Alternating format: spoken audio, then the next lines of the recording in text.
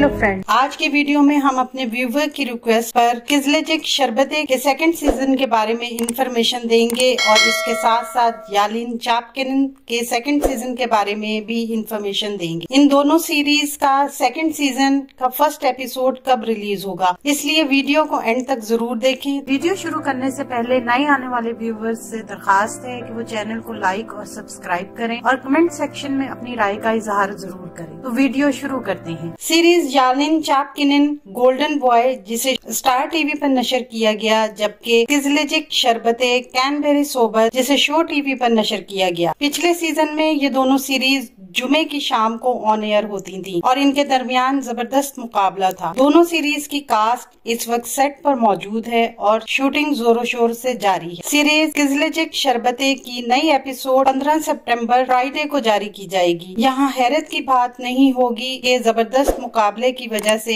यालिन चापकिन series की नई episode भी इसी दिन जारी की जाएगी। दोनों सीरीज के राइटर्स इस सिलसिले में बहुत मसरूफ हैं और इन दोनों सीरीज की कास्ट में नए किरदारों का इजाफा किया गया है। ये तो तय है कि जिस सीरीज की कहानी ज्यादा स्ट्रॉन्ग होगी वो रेटिंग में बढ़तरी ले जाएगी। उम्मीद की जा रही है कि दोनों सीरीज में सख्त मुकाबला होगा। आने वाले दिनों में अपने पसंदीदा ड्रामों की मजीद मालूमात के लिए हमारे चैनल को लाइक करें, शेयर करें और सब्सक्राइब करना ना भूलें। शुक्रिया।